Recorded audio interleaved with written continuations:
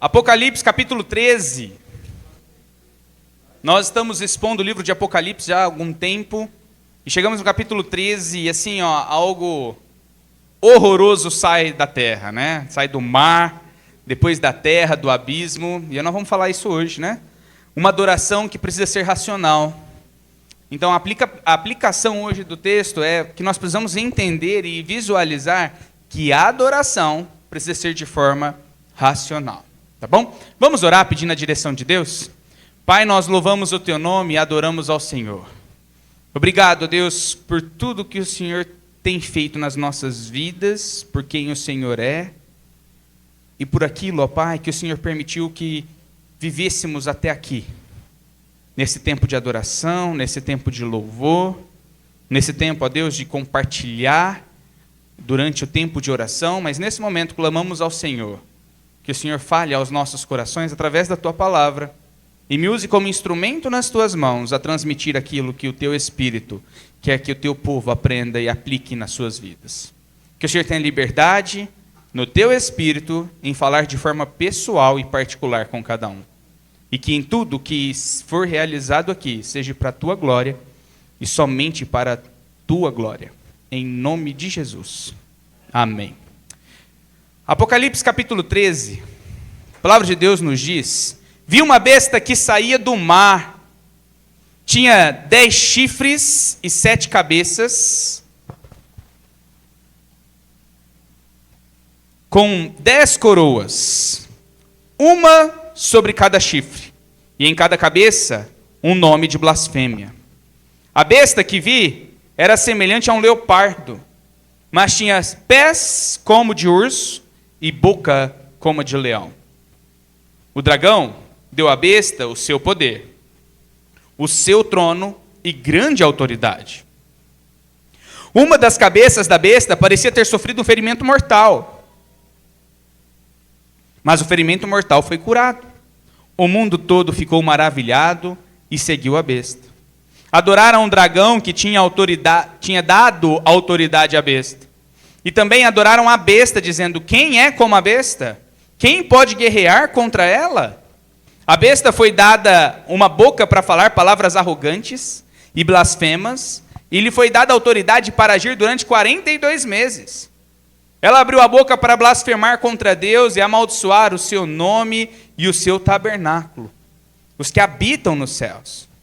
Foi-lhe dado poder para guerrear contra os santos e vencê-los. Foi-lhe dada autoridade sobre toda tribo, povo, língua e nação.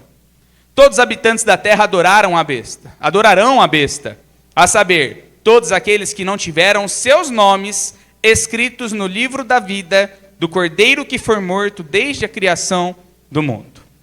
Aquele que tem ouvidos, ouça. Se alguém há de ir para o cativeiro irá. Se alguém há de ser morto a espada haverá de ser. Aqui estão a perseverança e a fidelidade dos santos.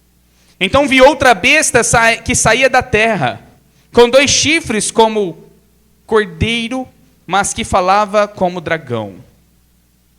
Exercia toda a autoridade da primeira besta, em nome dela, e fazia a terra e os seus habitantes adorarem a primeira besta, cujo ferimento mortal havia sido curado. E realizava grandes sinais, chegando a fazer descer fogo do céu à terra, à vista dos homens. Por causa dos sinais que lhe foi permitido realizar em nome da primeira besta, ela enganou os habitantes da terra. Ordenou-lhes que fizessem uma imagem em honra à besta, que fora ferida pela espada, e contudo revivera.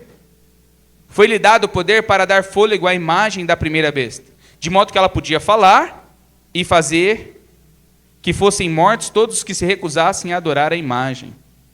Também obrigou todos, pequenos e grandes, ricos e pobres, livres e escravos, a receberem certa marca na mão direita ou na testa, para que ninguém pudesse comprar nem vender, a não ser que tivesse a marca, que é o nome da besta ou um número do seu nome. Aqui a sabedoria. Aquele que tem entendimento, calcule o número da besta, pois é número de homem. Seu número é 666. Amém pela leitura, amados? Percebam que durante toda a leitura, nós apenas mostramos, o texto apenas mostra a aparição de duas bestas, uma que sai do mar e outra que sai da terra, né?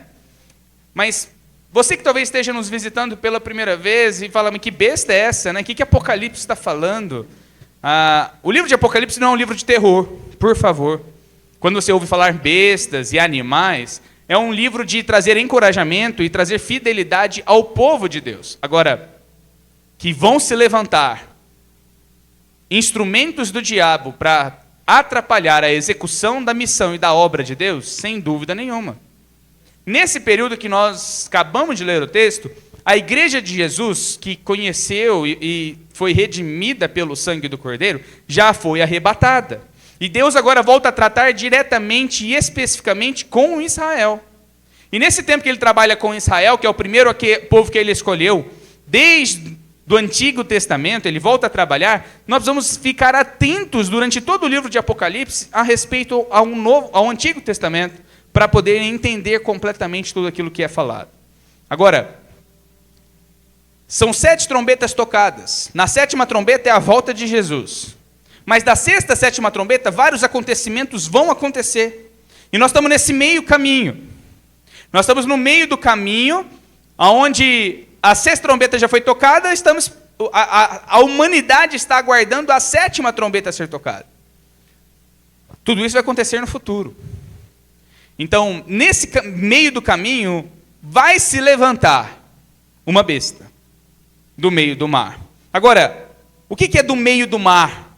O meio do mar significa as nações gentias. São de nações gentias, não é nenhum... Satanás fará surgir do meio das nações um super líder. Um homem politicamente bom, que vai liderar nada mais do que 10 nações em uma organização, provavelmente europeia. E eles vão trabalhar em conjunto no início do seu reinado. E é onde vai trazer a falsa paz em toda a humanidade. E essa besta que sai do mar é representado por uma besta, porque é algo horrível que vai acontecer. Então essa besta representada no capítulo 13 é um ser humano, é um homem. Ele, no capítulo 13, está prestes a se revoltar contra o povo de Israel. Porque quando ele começa a governar com as 10 nações europeias, eles fazem um acordo de paz entre árabes e Israel. Então, prestem muita atenção na mídia que nós estamos assistindo. Israel está em guerra com os árabes. Quando você começar a ouvir falar de um tratado de paz entre o povo árabe, que não é só um povo, tem o Hezbollah, tem os iraquianos, tem vários outros povos, todo o povo envolvido na parte árabe. Quando você começar a ouvir falar sobre um acordo de paz, vindo de uma classificação, talvez, a Bíblia não relata, mas uma organização mundial, tipo a ONU, tá? Onde 10 nações vão se organizar e tentar organizar esse tratado, cuidado que o anticristo já está se locomovendo no meio das questões políticas. Agora, muitas pessoas me perguntam, pastor, será que o anticristo já nasceu? Não sei, irmãos. Não dá para a gente ter certeza. Você olha lá no TikTok, você vai ver que alguns vão falar que é aquele parente do Trump, né? Você entra lá e vê lá no TikTok, falando, é o parente do... Não, irmãos, não tem como confirmar, porque até agora a gente não consegue ver nenhum sinal do que o Apocalipse descreve acontecendo ainda nessas coisas. A gente consegue ver sinais que está próximo do fim. As dores de parto. Mas ainda não é o fim, porque o anticristo ainda não se levantou. E agora o texto nos fala que essa besta se levanta como um pacificador, no capítulo 6, versículo 2, chegando a resolver esses problemas iniciais dos conflitos dos árabes e Israel. Mas vai chegar um momento que ele vai quebrar esse acordo. E essa proteção que ele deu a Israel nos primeiros 3 anos e meio, fará com que Israel reconstrua pela 3ª vez o templo em Jerusalém. Então, durante esses 3 anos e meio da paz, é o tempo da reconstrução do templo em Jerusalém, que já tem ideias já está desenhado, já está tudo pronto. Se você for pesquisar na internet, já estão se falando na terceira construção do templo. Mas ainda não é o momento porque não tem paz. Estão em guerra. Israel e os árabes. Agora, no meio desse período de paz, vai se romper. Daniel capítulo 9, abra lá, versículo 27, para que você possa me acompanhar. No período dos 7 anos, que foi o acordo de paz, esse acordo vai ser quebrado pelo anticristo, pela besta que surge do mar. Com muitos ele fará uma aliança que durará 1 semana. No meio da semana, ele dará fim ao sacrifício e à oferta. E numa ala do templo será colocado um sacrilégio terrível, até que chegue sobre ele o fim que lhe está decretado. O anticristo vai tomar o trono e vai querer ser adorado dentro do templo, construído em Jerusalém. A besta que é descrita no Apocalipse capítulo 13 é representada porque Deus não vê esse homem como feito à imagem e semelhança dele, mas como um animal selvagem controlado por Satanás. Por isso que é representado pela besta. É um animal no controle de Satanás. É impelido pelo inferno, ele vem do abismo, Apocalipse capítulo 11, versículo 7. E assim como Jesus Cristo é Deus em carne, a besta é o Satanás no corpo humano. As 7 cabeças descritas no capítulo representam as 7 montanhas. Nós vemos isso no capítulo 17, versículo 9. A cidade de Roma era construída sobre 7 colinas. É possível que se trate de uma referência dessa cidade tão poderosa na humanidade. Principalmente era algo que tinha significado para a época que João escreveu o texto. Nós vamos falar mais sobre essas montanhas mais no capítulo 17. Os 10 chifres representam 10 reinos. Ao que parece, o anticristo vai reinar, vai ser os Estados Unidos da Europa. Um império romano reavivado. E vai ter uma ditadura mundial através de tudo isso. E muitos vão admirar esse homem, porque ele vai trazer esse acordo de paz diante da guerra entre os árabes e Israel. Os 3 animais citados em Apocalipse têm tudo a ver com o sonho que Daniel teve. Quando a gente vai lá em Daniel, capítulo 7, nós vemos um sonho, né? Um leão, representando a Babilônia, um urso, representando os medos persas, e o leopardo, apresentando a Grécia. E agora, no texto, você vê ao contrário. O leopardo, o urso e o leão. São os mesmos animais e têm praticamente o mesmo significado. Mas aqui João está vendo algo que já aconteceu, então é de trás para frente. É de trás para o início. E Daniel ainda iria acontecer. Só está em ordem trocada, mas são os mesmos animais representados em Apocalipse. Apenas para mostrar o poderio que o anticristo vai ter. Como teve a Babilônia, os medos persas, a Grécia e Roma. Quando a gente olha para isso na história e no livro de Daniel, a gente percebe que essas nações governavam o mundo todo. Então os animais aqui representam que o anticristo vai dominar o mundo todo. Ele vai governar, vai ser um ditador mundial. Por isso esses animais são representados em Apocalipse capítulo 13. Agora, o último império mundial será alicerçado sobre todos esses impérios que passaram.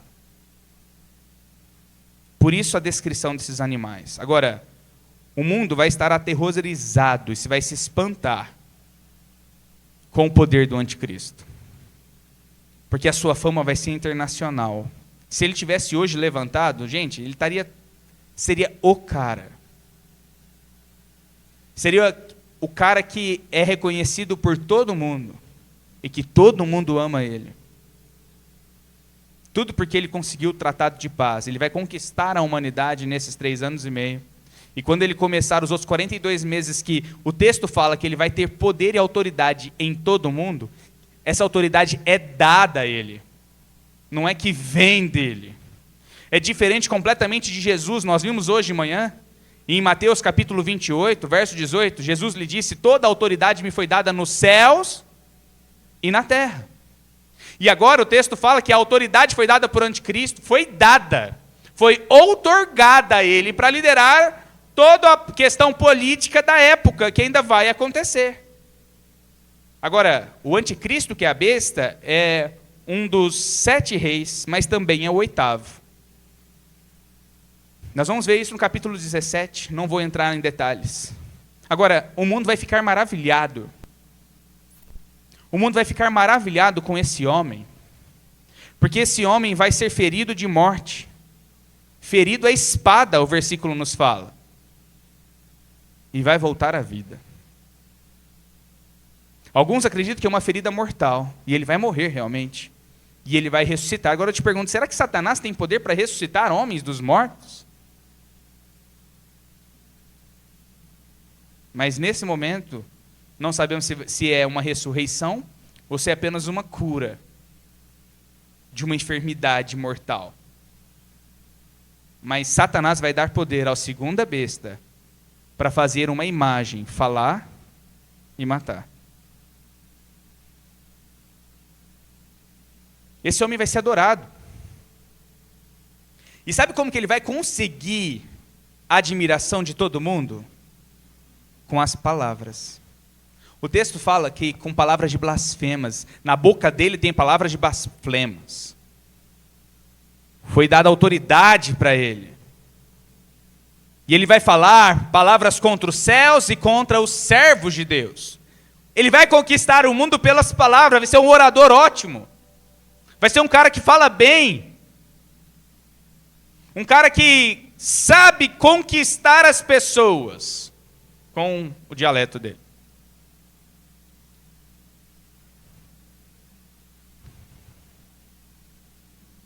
Daniel capítulo 7, versículo 25, fala que ele falará contra o Altíssimo, oprimirá os seus santos e tentará mudar os tempos e as leis. Os santos serão entregues nas mãos dele por um tempo, tempos e meio tempo. As pessoas vão se render aos pés desse cara. A população do mundo vai ficar dividida. Os salvos em Jesus não vão permitir que esse homem seja considerado um Deus. Mas em contrapartida, esse homem vai se posicionar como um Deus na terra. Pasmem, quando a gente olha para a trindade do próprio Deus que nós servimos, Deus Pai, Deus Filho, Deus Espírito Santo, Satanás vai demonstrar isso nesse período para toda a humanidade. Satanás como pai, a besta número 1 que surgiu do mar, o anticristo como filho, que vai até ressuscitar dos mortos, e o falso profeta como o Espírito Santo, que vai operar sinais e maravilhas, vai fazer fogo descer do céu, que é a outra besta que surge agora da terra. É um homem que vai dar poder maior ao filho, né? O anticristo. Então Satanás o tempo todo tenta se igualar a Deus e se personificar e trazer a vida e tudo que vai acontecer nos fins do tempo para querer ser como Deus desde quando ele pecou no céu e foi expulso. E isso durante toda a humanidade ele tenta, e agora nesses momentos finais da sua condenação final, ele fará tudo isso como um sinal para mostrar que ele precisa ser adorado. E muitos vão adorar. Muitos não vão crer que aquele homem é um anticristo, mas vão crer que ele é o próprio Cristo. Misericórdia. Porque ele vai ressuscitar, vai fazer sinais, maravilhas. Em outras palavras, quem está pelo domínio da besta que surge do mar e da terra é o Satanás, e a palavra de Satanás é enganador. Ele vai enganar as multidões. Agora, o texto no versículo 8, que nós lemos, todos os habitantes da terra adorarão a besta, a saber, todos aqueles que não tiveram seus nomes escritos no livro da vida do Cordeiro, que foi morto, desde a criação do mundo. É o versículo-chave para mim no capítulo.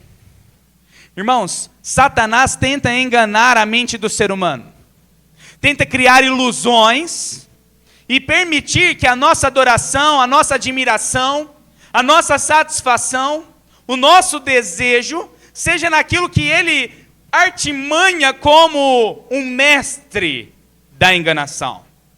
Enquanto você está focando aqui, ele está fazendo outra coisa aqui para mostrar, nossa, que legal, como um mágico. Quando a gente olha para o Novo Testamento, e vemos Elimas, o mágico, não sei se vocês se recordam nesse texto em Atos, ele tenta de todo tempo querer ser como os apóstolos. Como é que eu consigo fazer isso que vocês fazem aí? Ele queria fama. Satanás quer fama. Satanás quer que seja levantado uma pilastra de exaltação a ele. Então, o texto nos fala que aqueles que não serão enganados são somente aqueles que tiveram seus nomes inscritos no livro da vida. Aqueles que entenderam que Jesus é aquele que morreu no Calvário, que apropriaram-se do sangue derramado na cruz, confessaram seus pecados e se renderam aos pés do Cristo, o verdadeiro Cristo. Esses não serão enganados, porque esses são selados pelo Espírito Santo. Esses recebem um selo do Espírito Santo que garantem a eles um discernimento espiritual para entender se estão sendo enganados ou não. Por que tantas pessoas são enganadas hoje? Porque não conhecem a verdade. Não conhecem a verdade que vos liberta da escravidão. E hoje em dia a religião tem escravizado pessoas. Homens dentro das igrejas têm escravizado outros homens. E nós permitimos isso. Eu estou dizendo nós porque eu já vivi num momento desse.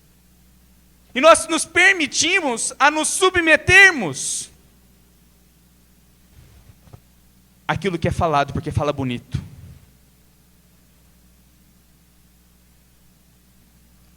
Cuidado. Eu sou salvo em Jesus, não sou enganado por qualquer coisa. Cuidado. Porque muitos aqui, que são selados por Jesus, vão ficar em dúvida. Não vão receber a marca da besta, mas vão ficar em dúvida. A palavra de Deus nos diz em Efésios capítulo 6, quando nós somos salvos, nós recebemos uma armadura de Deus. Algo que não permite que a gente seja enganado. O capacete da salvação. O capacete da salvação é o que protege a nossa mente contra qualquer engano que Satanás tenta lançar sobre os nossos ouvidos, sobre os nossos olhos, sobre as portas da nossa alma. Satanás tenta de alguma forma, pela porta de entrada da nossa alma, olhos, ouvidos e tantos outros sentidos da nossa vida, do nosso corpo, tentar nos enganar e nos levar a nos afastarmos do próprio Deus. E aqui não vai ser diferente. Satanás, através de um líder mundial, vai enganar multidões para que eles possam se render e se submeter àquilo que Satanás quer e ser adorado no lugar do próprio Deus, que é o único merecedor de toda glória, toda honra e toda adoração. Agora, para que a gente não seja enganado por Satanás, nós vamos ser salvos em Jesus e nos apropriarmos das armaduras que Ele coloca à nossa disposição.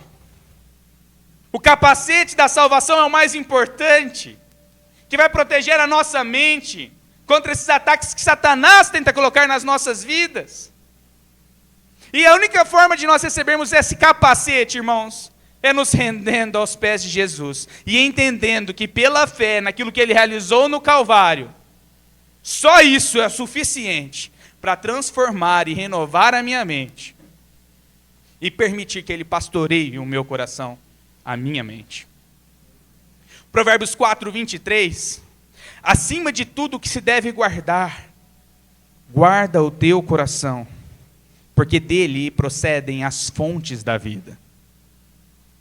Vai guardar O guardar é proteger, é criar barreiras de proteção, construir muros contra os ataques dos dardos inflamados de Satanás. E os únicos que vão conseguir fazer isso nos últimos tempos são aqueles que foram salvos em Jesus. Porque todos os outros serão enganados por Satanás. Aí eu te pergunto, quantos hoje na nossa sociedade têm sido enganados por Satanás? Quantas pessoas hoje têm sido enganadas por pessoas que falam bonito? Quantas pessoas têm sido adoradas nos nossos dias? Admiradas. Porque é alguém de status e reconhecimento.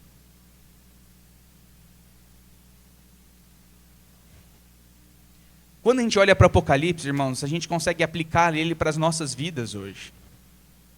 A gente consegue enxergar claramente aquilo que Satanás tenta fazer para destruir e como Deus faz com a sua graça para proteger e guardar. Mas alguns podem dizer, pastor, mas Deus não é soberano sobre todas as coisas? Como é que Satanás vai conseguir fazer tudo isso? Com a permissão de Deus. Alguns até me perguntam, mas por quê?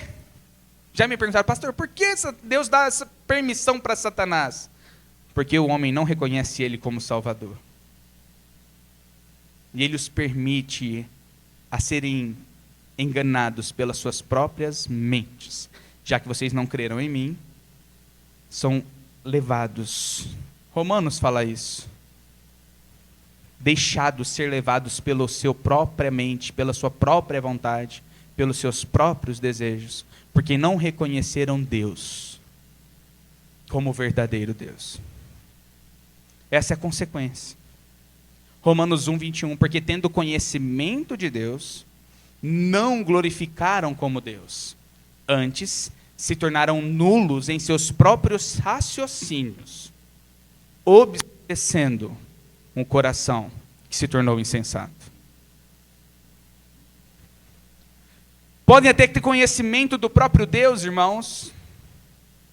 Podem até saber quem é Jesus, mas se não permitir que Jesus seja Salvador e Senhor da tua vida, não existe essa proteção.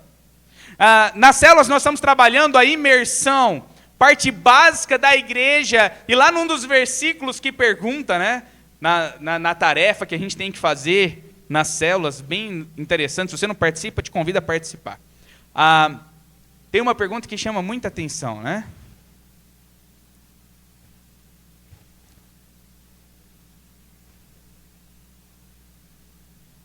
Que fala sobre o reconhecer Jesus como Salvador. Você vai entender sua condição. E a graça de Jesus está disponível para todo homem. Mas nem todos aceitam essa graça.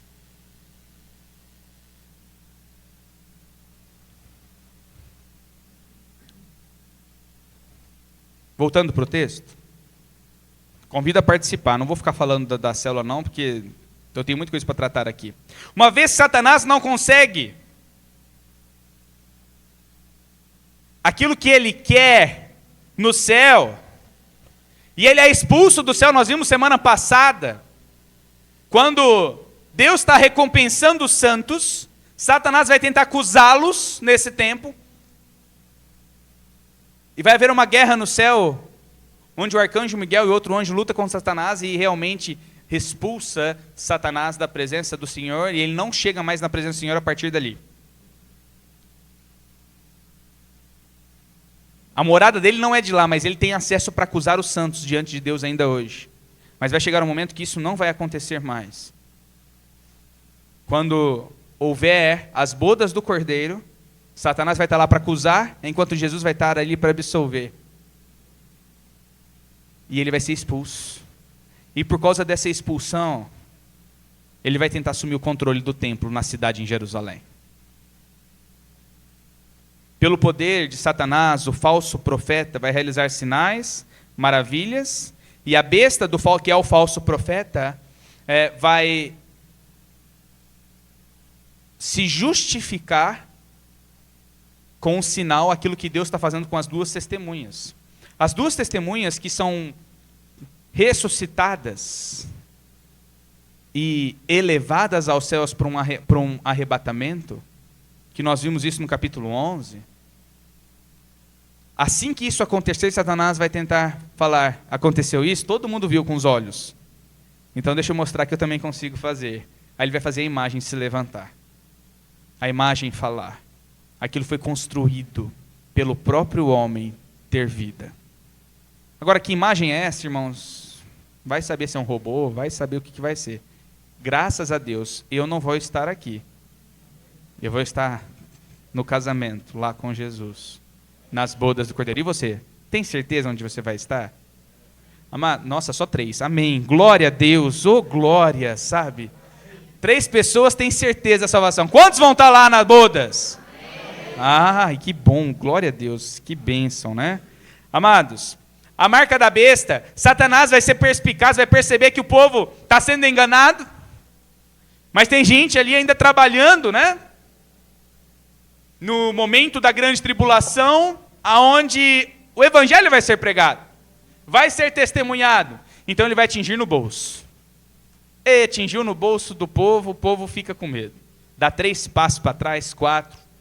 Não são todos que estão me adorando, tem pessoas que estão se isentando disso. Então eu quero ver se eles não vão me adorar. Ninguém vai comprar ou vender. Olha como Satanás é sem vergonha. Se não tiver a minha marca sobre eles, na mão direita e na testa.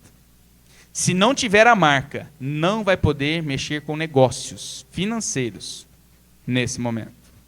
Agora, como Satanás é inteligente, né? Por isso que a palavra de Deus nos fala que nós não podemos servir 2 senhores. Ou a gente vai agradar a um, aborrecer o outro. Não podemos servir a Deus e ao dinheiro.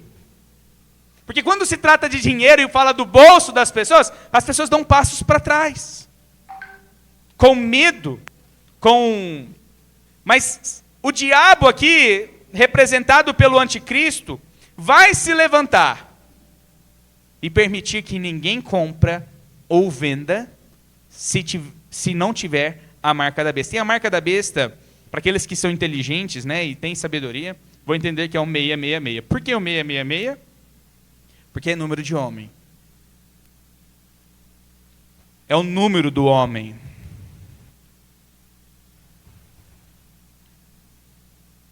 Prestem atenção. A gente não consegue enxergar o que vai ser esse 666. Alguns acreditam que vai ser um chip colocado nas mãos e na testa. Outros acreditam que é apenas um instrumento que vai estar diante de nós. Alguns já falam que é até o celular, né? Você já compra com o celular, que normalmente a maior parte na mão direita, outros ficam com a mão na testa o tempo todo assim, né? Que nem tonto, né? Assim, até anda assim já.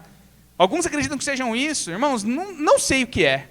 Mas o importante é que o 666 vem algo criado e preparado pelo próprio homem para que aconteça.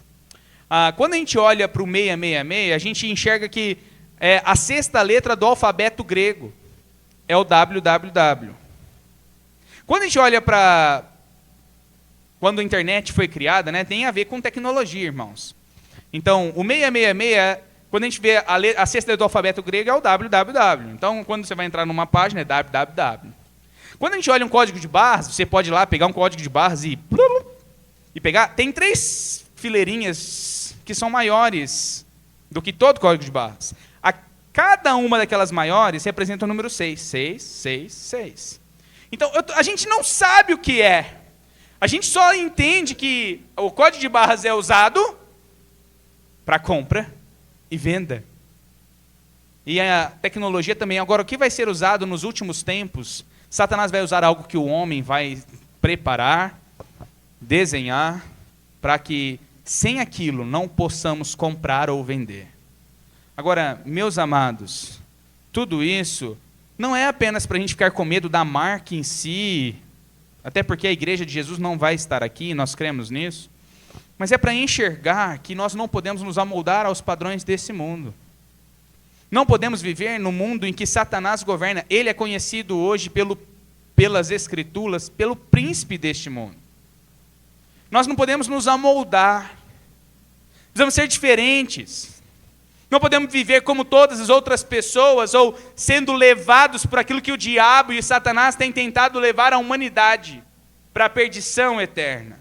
Sem uma vida verdadeira, tentando buscar felicidade onde você nunca vai encontrar.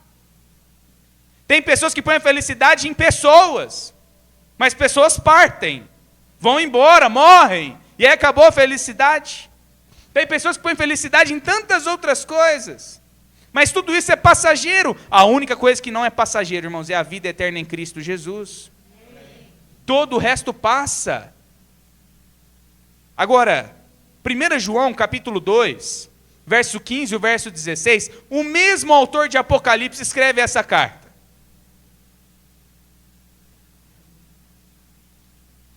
O período da besta governando e realizando todas estas coisas para destruir os santos e ser adorado é 42 meses, é um tempo específico, mas vai acontecer. 3 anos e meio. Mas tudo isso, Apocalipse nos escreve para a gente acordar, para a gente se despertar da influência que Satanás coloca na humanidade. Pastor, Apocalipse ainda vai acontecer. O que isso tem a ver com a gente hoje?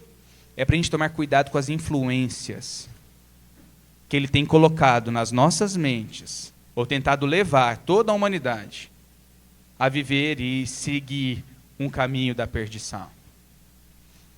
1 João capítulo 2, verso 15, não amem o mundo nem o que nele há. Se alguém amar o mundo, o amor do Pai não está nele. Pois tudo que há no mundo, a cobiça da carne, a cobiça dos olhos, a ostentação de bens, não provém do Pai, mas do mundo. Irmãos, o capítulo 13 vem nos ensinar que a gente precisa aprender a adorar com racionalidade, de forma racional. Não permitir que qualquer influência ou qualquer artimanha de Satanás nós possamos ser levados por qualquer coisa. Eu digo para você, como igreja, e eu sou parte da igreja de Jesus, para a gente ficar atento no que esse livro dá, no que esse livro diz. Como é que eu não vou ser enganado?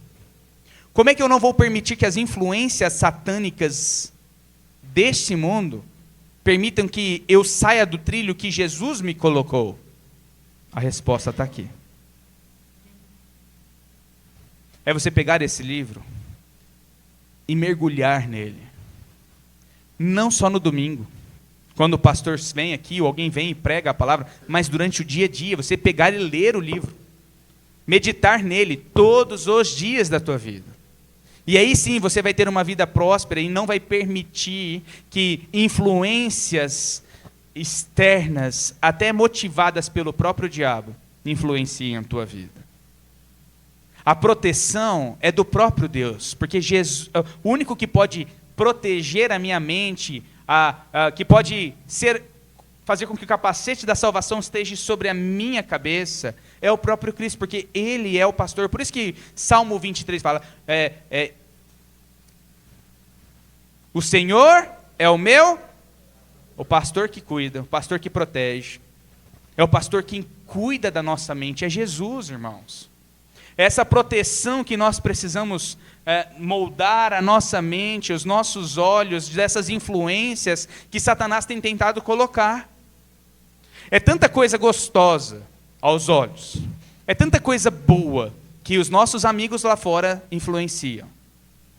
É tanta coisa boa que a mídia coloca sobre os nossos olhos. É tanta coisa que chama atenção diante dos nossos olhos lá fora.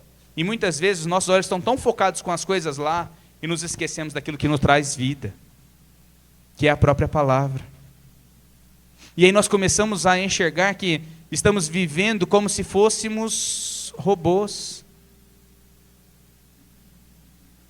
Como alguém que está sendo influenciado por Satanás. Pastor, como assim? Estou indo na igreja todo domingo. Irmãos, vir todo domingo aqui não vai mudar a tua vida. O que vai mudar a tua vida é a palavra, é Cristo. É importante nós vermos aqui. Minha esposa fica até brava quando eu falo isso. É gostoso, eu adoro isso aqui. Mas o que vai mudar a tua vida é o teu relacionamento com Jesus. Então, o Apocalipse vem nos mostrar quem que nós vamos dar atenção. Aqui, no momento em que o anticristo estiver reinando, se o povo der atenção para o anticristo, eles vão achar o máximo. Nossa! Que cara top! E Jesus vai ficando sem valor, até porque vai ser impedido de... Os cristãos vão ser perseguidos nesse tempo. Então você acha que a Bíblia vai estar assim avulsa como está? O texto nos fala que ele vai mudar leis. Eu creio que aqui vai mudar até a Bíblia, irmãos. Já existem conversas aí de quererem mudar a estrutura da Bíblia. Retirar palavras, incluir, para que haja inclusão no meio evangélico, no meio cristão. É tudo isso influência que o anticristo vai colocar diante da sociedade. E pasmem, existem cristãos vendo tudo isso e falam, eu concordo. A Bíblia pode ter sido escrita, irmãos, há 2000 anos atrás, aproximadamente.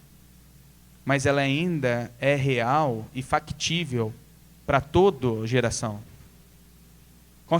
Consegui aplicar ela naquela época, eu consigo aplicar ela hoje, e amanhã, e daqui 20, 30 anos. Agora, Satanás vai tentar influenciar a tua vida. E agora, se ele vai influenciar, a decisão de ser influenciado por ele ou não, depende só de você. Quando for receber a marca, quem vai decidir é a própria pessoa se vai receber a marca do anticristo. Agora, é preciso rejeitar a falsa adoração. É preciso dizer não. É preciso dizer, isso não faz parte da minha vida. O não é libertador. Agora, você só vai conseguir dizer não às influências satânicas quando você conhecer a verdade que liberta. Por isso que João 8,32 fala, e conhecereis a verdade vos... Você precisa conhecer a verdade. E a verdade é Cristo. O Cristo vivo, ressurreto dentre os mortos. Não é qualquer Cristo. E se você não conhecer essa verdade, você vai continuar sendo influenciado. Vai continuar sendo levado por aquilo que o diabo tem usado. Pessoas, instrumentos, amizades. E eu conheço muita gente que tem sido destruído por amizades, irmãos. É muita gente. Por influências. O diabo usa pessoas também, como vai usar o anticristo. Agora, nós podemos ser como aqueles que não recebem a marca. Nós podemos ser como aqueles que não vão aceitar essa influência de Satanás. Sabe por quê? Porque o nosso nome está escrito no livro da vida.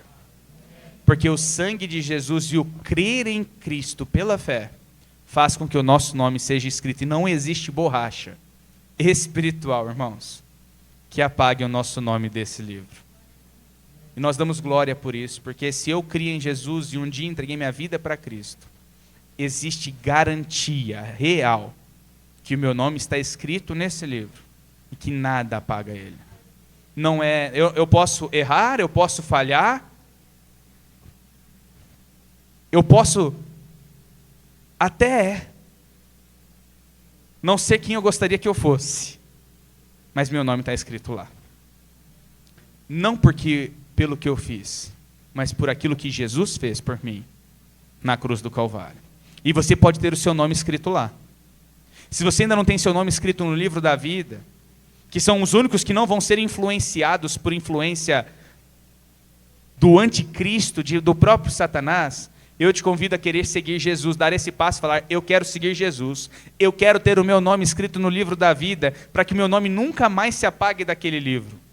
Para que nenhuma influência maligna desse mundo, terrível que for, venha influenciar a minha vida para o lado do mal, mas aquilo que Deus quer da minha vida como propósito e como direção através do seu Espírito. E eu concluo dizendo Romanos capítulo 12, verso 1 e o verso 2, se você já tem o seu nome escrito no livro da vida. A palavra de Deus nos diz: rogo-vos, pois, irmãos, pelas misericórdias de Deus, que apresenteis os vossos corpos em sacrifício vivo, santo e agradável a Deus, que é o vosso culto. Nós precisamos aprender a adorar realmente pela racionalidade, pela razão, porque a nossa salvação é pela fé, mas a nossa adoração é racional. Eu decido quem eu vou adorar, eu decido o que eu vou seguir, é de forma racional. E o versículo 2: e não sede conformados ou moldados com este mundo, mas sede transformados pela renovação da vossa mente. Irmãos, mais uma vez a mente. O diabo vai tentar atingir a nossa mente, para que experimenteis a boa, perfeita, agradável vontade de Deus. Irmãos, não tem como. Não existe maneira de não sermos influenciados se não for por uma renovação da nossa mente. Eu convido você, nessa noite, para baixar a sua cabeça, fechar os seus olhos. E enquanto nós oramos, você clamar ao Senhor, para que o capacete da salvação sobre a tua vida proteja a tua mente, o teu coração e a tua vida das influências que Satanás tem tentado te afastar dos caminhos do Senhor, colocando mentiras sobre a tua mente, lançando coisas que vão fazer você divergir naquilo que Deus quer como propósito para a tua vida. O nosso Deus é um Deus que cuida, pastoreia e protege. Mas para isso nós vamos nos render e nos apropriarmos daquilo que Ele colocou em nós. A salvação. O capacete, pela fé naquilo que o Filho dele fez na cruz do Calvário. Pai, nós queremos adorar ao Senhor pela Tua palavra, por poder nos mostrar que a adoração precisa ser racional, Pai. Não pode ser por ilusões, e muito menos por emoções. Muitas vezes pessoas tentam usar as emoções da vida do homem para conseguir aquilo que querem. Mas Jesus nunca usou as emoções. Jesus sempre usou a verdade. Nós louvamos ao Senhor porque essa verdade é o que nós temos nas nossas mãos. A nossa adoração é racional, Pai. Ela não pode ser de forma emotiva. Hoje nós estamos aqui como filhos de Deus, para adorar o Senhor em espírito e em verdade, de forma racional. Grato por aquilo que Tu fizeste por nós na cruz do Calvário. Não apenas para chegar aqui e me sentir bem, mas vir aqui e entregar adoração e louvor para aquele que me salvou e me tirou das trevas para a maravilhosa luz. E essa é a verdadeira adoração racional que os Teus filhos e eu precisamos entender. O diabo cria ilusões, opera até alguns sinais, mas nós só somos libertos pela verdade do Senhor. Eu não conheço cada coração aqui, Deus, eu não conheço quantos aqui são ou já têm seus nomes escritos no livro da vida, mas o Teu Espírito que está em nosso meio nesta noite conhece cada uma das pessoas que estão presentes. E se existe alguém aqui que ainda não tem certeza se o seu nome está escrito no livro da vida e gostaria de não ser influenciado por Satanás, e gostaria de dizer nesta noite que o Santo Espírito possa confrontar, constranger, e gostaria de dizer nessa noite: olha, eu gostaria de ter meu nome escrito no livro da vida. Eu não quero ser enganado por Satanás, eu quero viver para Cristo. Eu gostaria que você levantasse a sua mão para que eu pudesse orar com você. Alguém nessa noite que gostaria de dizer: eu quero ter meu nome escrito no livro da vida. Dê um sinal com a tua mão para que eu possa ver. Amém. Ah, mais alguém? Só eu estou vendo, mas ninguém. Eu estou conseguindo enxergar todo mundo aqui. Só levanta a mão alto. Alguém? Se Deus tem incomodado o seu coração, não segure a tua mão. Se o Espírito Santo tem te incomodado, dizendo: eu preciso aceitar Jesus como Salvador e permitir que Ele escreva o meu nome nesse livro, o livro da vida, que dá vida realmente, que é Jesus. Dê um sinal para que eu possa orar por você. Não é por mim, não é na frente da igreja, é você e Deus. Alguém? Amém. Amém. Mais alguém? Deus, o Senhor é maravilhoso, o Senhor é todo poderoso. Eu sei que o Teu Espírito estava em nosso meio desde quando nós começamos o tempo de oração lá fora. O Senhor se faz presente, o Senhor estava aqui antes mesmo, ó Pai, de iniciarmos os louvores e cânticos ao Senhor. E nós damos graças a Ti, ó Deus. Louvamos o Teu nome, porque a Tua graça abunda em nossas vidas. E nesta noite, clamamos ao Senhor por esses jovens que levantaram suas mãos. Não é algo do homem, nem pressionado pela própria igreja, mas é a ação do Espírito de Deus em nosso meio, confrontando e mostrando e convencendo, para que possam se render aos pés de Jesus e ter os seus nomes escritos no livro da vida. Nós Te adoramos, Pai, nós Te louvamos por aquilo que o Senhor faz e pela salvação desta noite. É pela fé e somente pelo Senhor que nós estamos aqui. E nós Te rendemos graças por aquilo que o Senhor fez e está fazendo em nosso meio. Permita que a Tua igreja, nesta semana, não apenas viva diante da Tua presença, mas que seja protegida pelo Senhor diante das influências do maligno. Porque o Senhor já venceu esse mundo, e em Ti nós somos mais do que vencedores. E nós louvamos o Teu nome por isso. Em nome de Jesus. Amém.